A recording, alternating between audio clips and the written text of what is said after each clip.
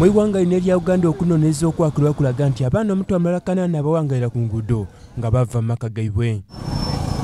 Ensonga edireeta bano ku nguudo mpasobola kudinnonola wazira abasinga bakuba bali batandise ofuna mu butagemagana n'abazeere baibwe. Olunaku olwaleero tulina obundi kuba nubwo twogereko ku nabo ng'onooni awangalira wano mu kitundutundu ogw'ebutiki mu kitongole kya S.A.L.V.E International ekibabudabuda yatukobera mwene obulamu bwe yabitamu. Waliwo okuyombagana ne baganda bange nga tugemagana bulungi. Waidawo entalotalo. Kale kyampaliriza nina n'omusango gwe nakola. Twagezaako ebyokulwanagana. Ole namukoona bubi bino ebyokusikanga n'omuggwa namukoona ekintu n'atya ino. Mutima n'alumuka. We nasibira mu kibuga Idinda. Ono ebindi ku bintu ebyamuwaziza okuva ku luguudo abitwayire ng'akobako abiddukira n'essaawa eno. Ndi ku street kuono okwo ndi kwetambuza wenoide bya street toba kuwatufu wakujja. Je nayaganira omusaada waba ali bamunaze ku bintu bye nga muniva idwira omusaayi waba group ne yamuyikira bamukuba yange mabugeme musaada yanemeraku yansika n'amaani paka ku CPS. Ono oluvannyuma olw'okubudabudibwa yatandika okwekolera emirimu era nga butisaawa eno talowooza nakwirayo ku luguudo. Asaadi no kati ndi welda najja mu welding and metal fabrication nali nkolera wairaka ku Imperial Metal Works. Kati nayega era nsobola okujja antu n'akola akalimu.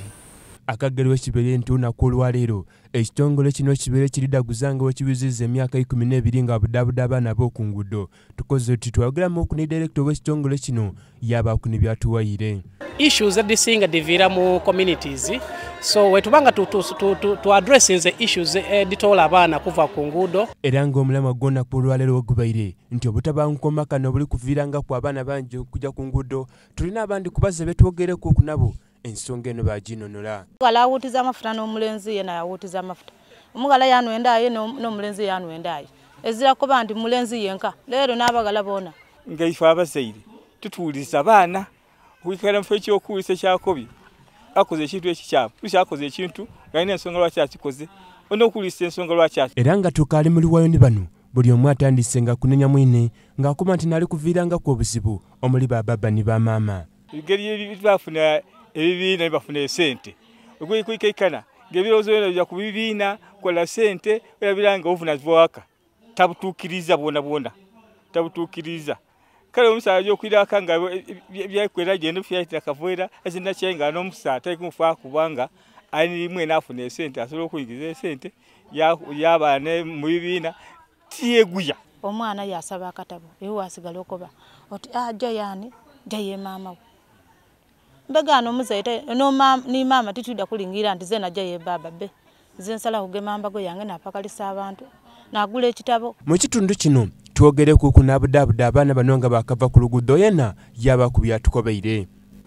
Abaana basinga ojja ku luguudo balenzi newankubaire n'abawala bafuna obuzibu obwo n'olwokuba nti bo ekikula kyaibwe nti bali weak batya ino bamaliriza nga basigaire waka. Mu bindi kubikateza biri kusinganga kuva mu baana ba ku nguudo onaviro yabitumenera nga district ye Mayuge negemya kati. So according to data gwe tulina tujira okubona nti abaana basinga bava mu bitundu ebyo Mayuge, Abugadde ne Bwonda. Bano era basinzira wano basaba gavumenti yongera okumyumyula amateeka agafuga amaka ng'omwana w'abagira okuwaba gavumenti emuliisa okwote n'omuzaire baleke kugwiranga ku lwoyi lwa mwana yenka.